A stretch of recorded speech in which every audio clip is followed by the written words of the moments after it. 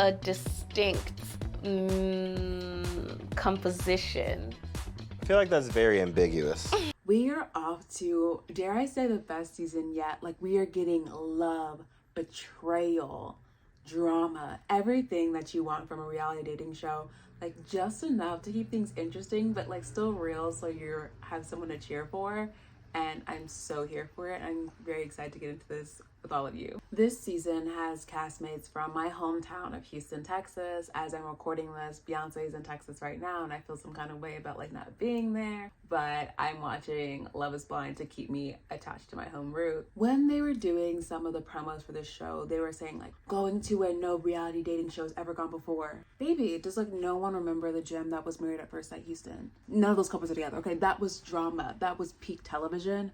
I'm sorry. And now that we're on Married at First Sight, I just want to like give you like a little stat. I'm like a stats girl. I love my numbers. Of the 16 seasons that have been existing for Married at First Sight, 16 couples are still together of 64. That's like a 25% success rate. Love is Blind, 30% and 4 seasons. Okay, so whenever someone says you can't find love on Love is Blind, babe, yes you can.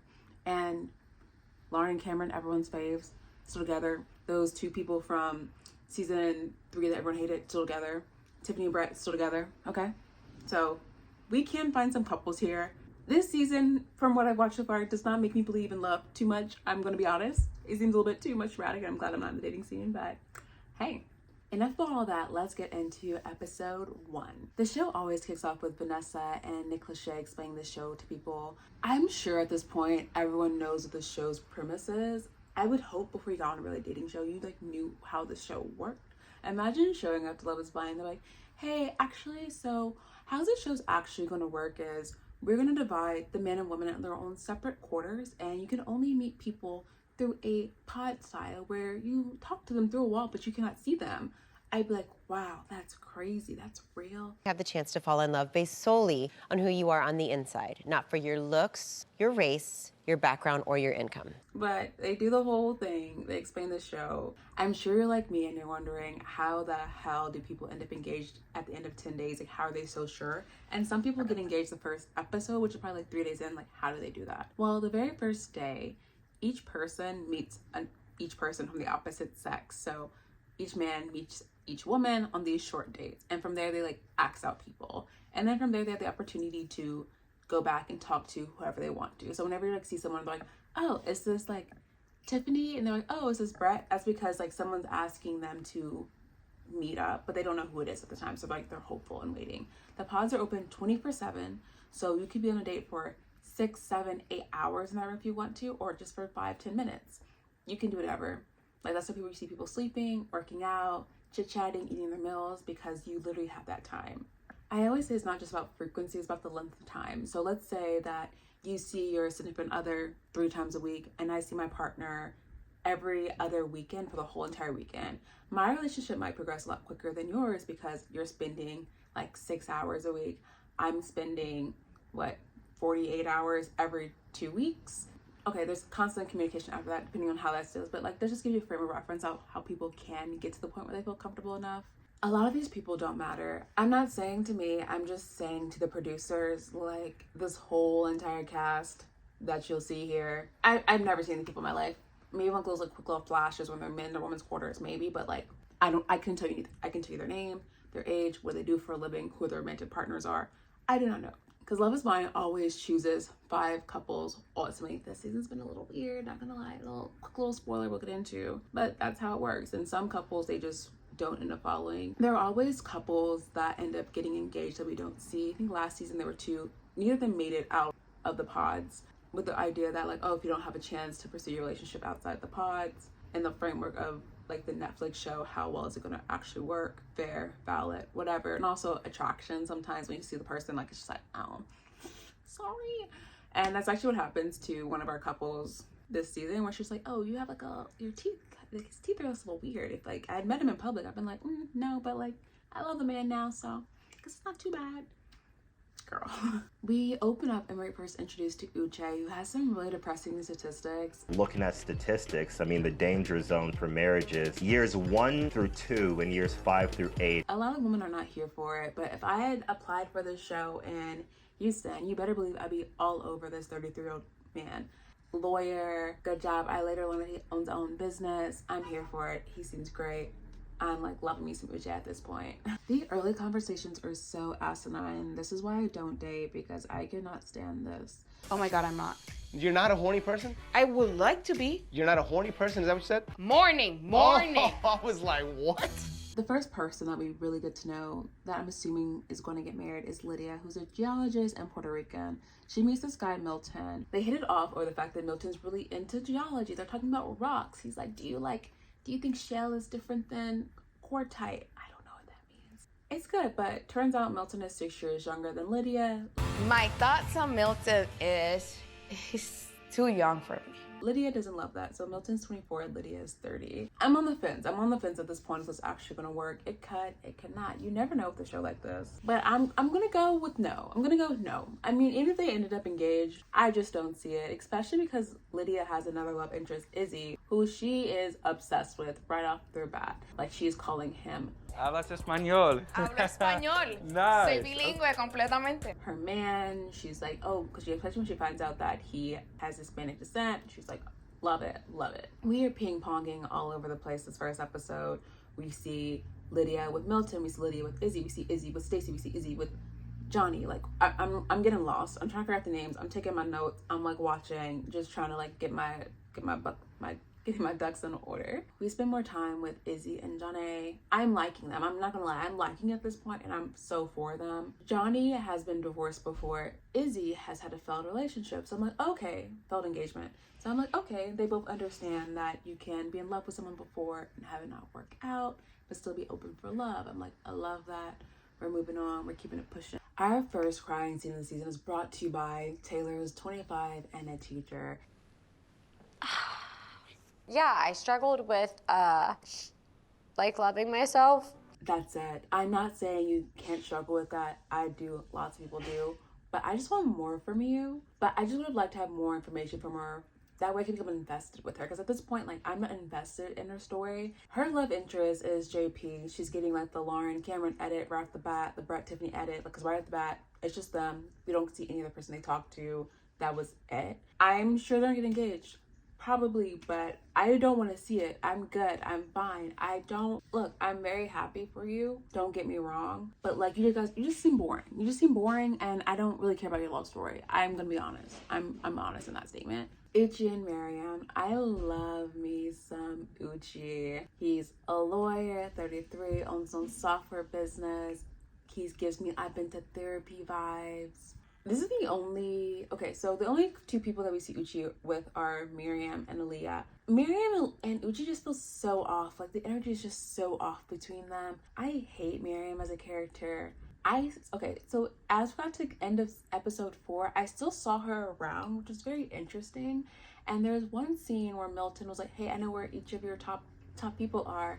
And it was news to this guy Connor, who's with Miriam. So that means like they have made it through the process and are still together. And I'm like, what?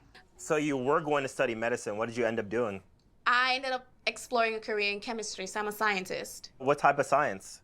Again, everyone deserves love. I'm not saying that, but Miriam gave me super, super sketchy vibes. And it was giving me job interview the way that Uchi was asking her questions and she was answering or either deflecting. She said, oh, I just came back from the Middle East. I believe she's like a doctor or something. And but now I'm like starting my skincare business in Texas. I've worked in different industries. Okay, what are you doing now? Working in academia, but I work overseas. When you move back to Houston, where do you think you're going to be moving to? Oh, I already moved back. You're saying things, but they're like not clicking. Our business is skincare, which is like, oh, like dermatology. Selling skincare products? No. Offering a distinct composition. And I'm like, girl, what is it? Like, is it a, like, I don't know. Is it like a sex toy company? I just don't know what like skincare she could be talking about and like be that vague. I get that, like, maybe because you're on like TV, you don't want someone to steal your idea, but it sounds like it's a full-fledged business at this point. So do you not want to like elevate it? It was just not clicking. I'm over Miriam at this point.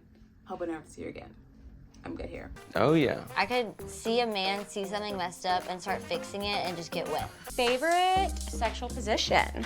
Yes. I am learning way too much about these people at this point. The editors just got a little bit too emboldened after that, the ultimatum Josh After Dark segment. I don't need to know. I don't need to know. I'm glad these people are talking about it, but like, I don't need to know anything about these people. So next time, if you could just like X this segment, I'd be so happy.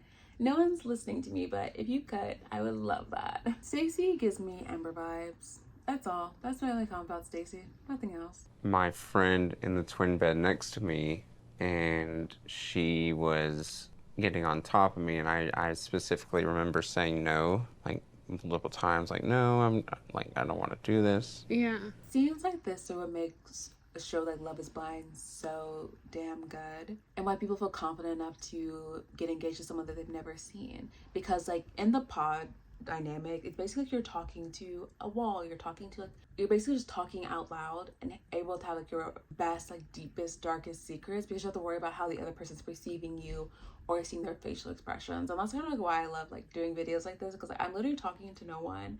And I know people watch this, probably hundreds of you watching this, but it feels like when I'm in my room that I'm just able to talk like freely about my own opinions and thoughts that maybe some people wouldn't care.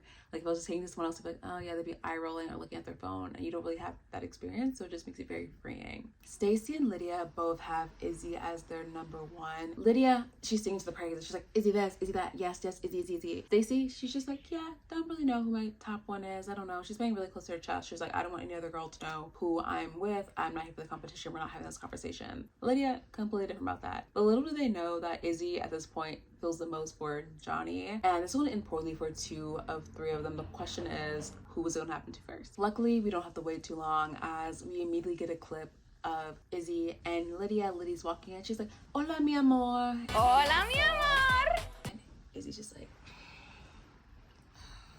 he's like literally shrinking into the wall because like he's so anxious about it, and he's just like, Lydia's like, what's wrong?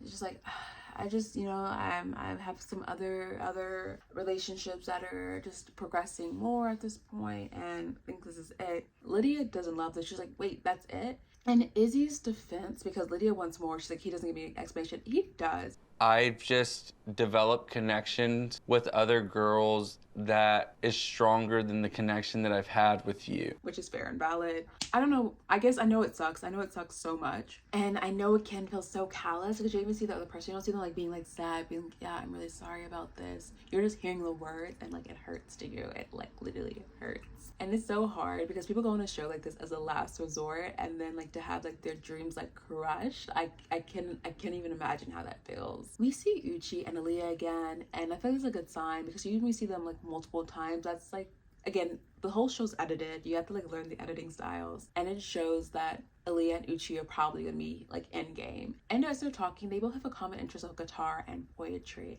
I wrote and performed spoken word poetry, which are not common in, okay, guitar, yes, but poetry is not a common interest. And it just goes to show the more you're able to talk to someone, feel comfortable opening up, talking about your past, you're opening yourself up, and the other person also is able to deliver back to you about who they are. And I think a lot of people discounted Uchi immediately because they're like, oh, he's too technical. He's like statistics, like he's so lame, he's such a nerd. But like he has a whole other creative side he's just put on the back burner but wants to re-explore.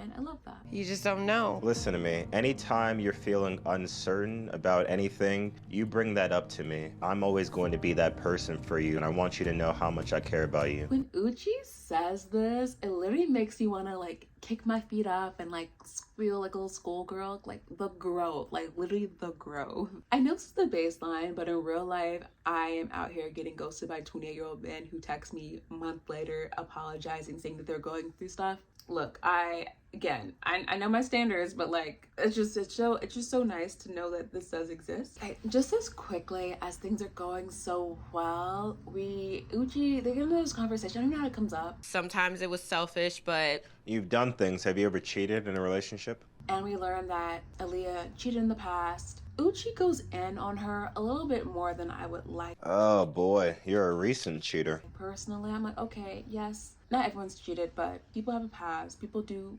get beyond cheating. Don't love that.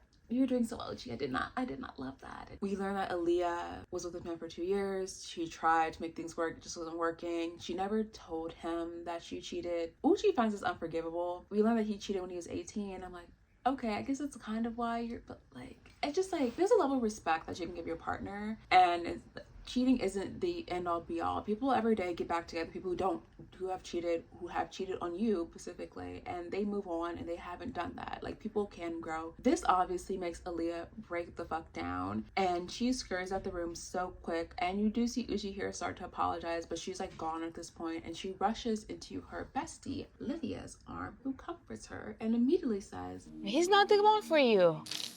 Is this the guy that you really want to marry? and she just gives me vibes of that one friend who, the moment like you're dating someone, like the moment she's just like, yeah, forget him, move on, don't worry about it, versus like other friends like, oh, you know, just the first time, just see how things go, like it's not too bad, like just let it go, you know, just like let it simmer, it's not that crucial, you know.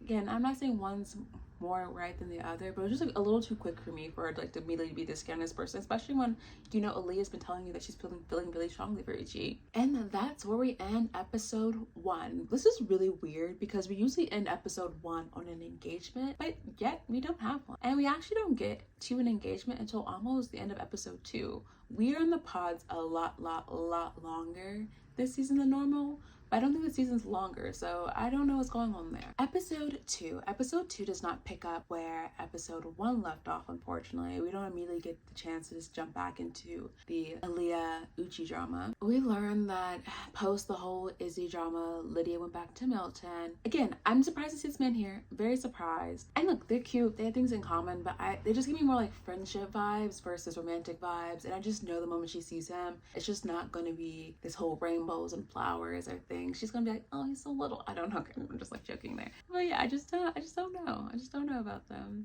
How do I feel comfortable telling you something else moving forward? You know what I mean? We do finally jump back into Izzy and Uchi, and we finally see they do luckily enough have a conversation following up to their prior like argument, and we do learn that Uchi basically has trust issues from his past, and that's why he was like attacking like that. He apologizes again, the growth. And I'm just curious, I wonder how it is like watching the show back, because like they watch it with all of us, like that's when they're able to see it, and for her to see that Uchi was trying to like apologize before she left, if that would like change her viewpoint at all. We get to see more with Izzy and Stacy, and again, they're very flirty, very fun. Like Izzy keeps going about like how fun she is. Fun does not a marriage make. Unfortunately, I wish it did. You can have fun, but you need to have serious conversations, because every time Izzy tries to preach to her like, oh, tell me about your past, open up, I think he expects her to be as vulnerable as Johnny is. I think if she had like the fun of her but the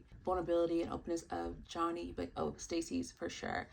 Compare me to maybe some other girls and how easy it is for them to share, or like, again, lovely for dating, not for marriage, not for a marriage show. This is literally a marriage show. Johnny cuts things off with Chris, who is her number 2, but the tea is Izzy ready to cut things off with Stacy? Nope. No, he is not. And I think when Johnny tells this to Izzy, I think she wants him to be like, oh yeah, I'm gonna cut things off with Stacy immediately, but that's like not what she gets at all. The furthest from it. If anything, Izzy's just like, you know, I just don't know about you. Especially because at this point, Johnny opens up into the fact that her ex-husband, she didn't love her ex-husband, and the only person that she's ever loved was her ex, who died of an overdose, who she was with before her ex-husband, and they ended up breaking up with the fact that she was like, oh, I don't love you. And that was like 7 years ago, so she got married quite young, and she's like, I haven't been in love since. To Izzy, that's a big red flag, because he's like not sure if she could ever actually love him, because she hasn't loved anyone in her past. It's just like so weird, because the moment that like she has anything negative, he's just like ready to walk. But like Stacey hasn't even opened up to you at all, and you're okay with that. You're okay now. You're okay with the fact that she's not vulnerable. It just wasn't making sense to me. It just wasn't clicking. She could very well have much more negative stuff. We'll get into episode 3 shortly. It'll be released on Thursday. But we later learned that Stacy never said I love you to anyone. She's dated for like months. And I'm just like, that's her negative thing. Like, that's okay. But Johnny saying she's been in love before, like, it just wasn't clicking at all. Alright guys, I'm Kai Simone. Thank you for watching. Please let me know your comments and thoughts down below. Are you excited for this season? Who do you think is going to make it? What's going to happen with Aaliyah and Uchi? Why is Lydia so weird? Why is Stacey so weird? Like, is Johnny a liar? Like, why did she should have chosen Chris over Izzy? Like, what are your thoughts? Alright guys, again, I'm Kai Simone. Please give the video a like and subscribe, and I'll see you guys next time. Bye.